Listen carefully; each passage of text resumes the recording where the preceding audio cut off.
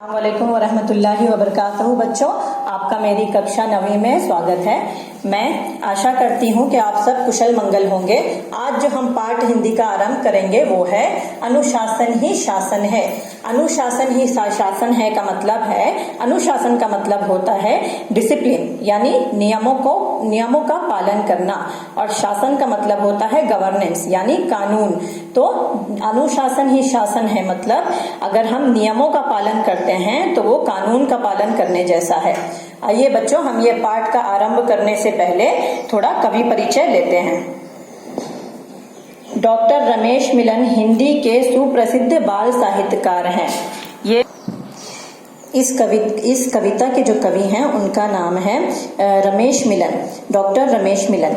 Doctor Ramesh मिलन जी एक सुप्रसिद्ध बाल साहित्यकार हैं, यानी कि वो एक बहुत वेल नोन, बहुत फेमस, विख्यात बाल साहित्यकार हैं, यानी बच्चों के लिए वो ज्यादातर लिखते हैं। साहित्यकार मतलब राइटर, वो बच्चों के राइटर के नाम से भी फेमस हैं। उनका जन्म 7 जुलाई 1946 को ग्राम मानचर, जिला बुलंदशहर, उत्तर प्रदेश में हुआ। इनका जन्म 7 जुलाई को हुआ 1946 सन में, और मानचर जिला में, बुंदेलशहर के उत्तर प्रदेश जिला में।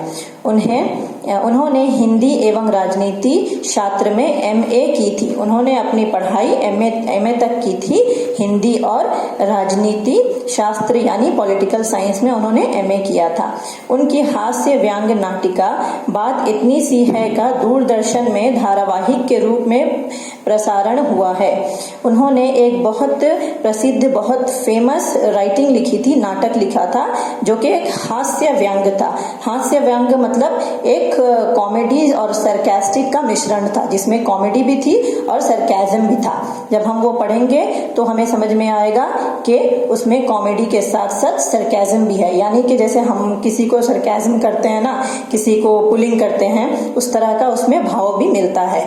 तो उसका प्रसारण हुआ था दूरदर्शन में। अभी जैसे हम लोग केबल में बहुत अलग अलग भिन्न भिन्न तरह के चैनल्स देखते हैं, तो पहले सिर्फ दूरदर्शन एक चैनल था, उसमें धारावाहिक के रूप में यानी सीरीज के रूप में उनके इस नाटक को दर्शाया गया था। उनका कविता संग्रह सोने की मछली NCERT द्वारा पुरस्कृत है। उन्होंने एक कविता, उनका जो कविता का संग्रह था यानी पोइट्री कलेक्शन था सोने की मछली, वो NCERT के द्वारा में उसको पुरस्कार भी मिला था। NCERT जैसा हम लोग जानते हैं ना, हमारे बुक में लिखा रहता है NCERT। NCERT का फुल फॉर्म है national council of educational research and training. ये भारत सरकार द्वारा स्थापित एक संस्थान है बच्चों, जो विद्यालय शिक्षा से जुड़े मामलों पर केंद्र सरकार यानी सेंट्रल गवर्नमेंट को एवं प्रांतीय सरकार यानी प्रोविंशियल गवर्नमेंट को सलाह देने के उद्देश्य से स्थापित की गई है। उनकी अपनी वेबसाइट भी है ncert.nic.in। तो उनके द्वारा उनको पुरस्कार भी मिला था उनके कलेक्शंस ऑफ पोएट्री के लिए। उनकी अन्य प्रमुख रचनाएं हैं मेहनत की महक, थिरकते पंख, सरस गीत विज्ञान के, एक चमन के फूल आदि। उन्होंने उसके, हम जो अभी कविता पढ़ रहे हैं इसके साथ साथ और बहुत सारी प्रसिद्ध कविताएं लिखी हैं जिनका नाम यहाँ बताया गया है। प्रस्तुत कविता उनके कविता संग्रह कोकिल कंठ सलोने गीत से ली गई है। अभी हम जो प्रस्तुत कविता पढ़ने जा रहे हैं वो इनके कलेक्शन ऑफ पोएम कविता संग्रह कोकिल कंठ सलोने गीत से लिया हुआ है। अब हम इस पाठ को आरंभ करेंगे। तो जैसा कि हमने इस पाठ का नाम पढ़ा, अनुशासन ही शासन है, यानी डिसिप्लिन ही गवर्नेंस है। अगर हम डिसिप्लिन से रहते हैं और पालन करते हैं नियमों का, सरकारी नियमों का पालन करते हैं, तो वो सरकारी कानून का पालन करने जैसा ही है। बच्चों, हमारे लिए नियमों का पालन करना आवश्यक है, बहुत जरूरी है। हम हर जगह नियमों का पालन करते हैं, चाहे हम विद्यालय में हो, घर पर हो आदि। इस तरह हमें रास्ते पर चलते समय भी कुछ नियमों का पालन करना चाहिए, और वो नियम क्या हैं हम इस पाठ में जानेंगे। जैसा कि बच्चों आप सब ने रास्ते में ट्रैफिक लाइट देखा होगा। ट्रैफिक लाइट में 3 रंग होते हैं, लाल, हरा और लाल, पीला और हरा।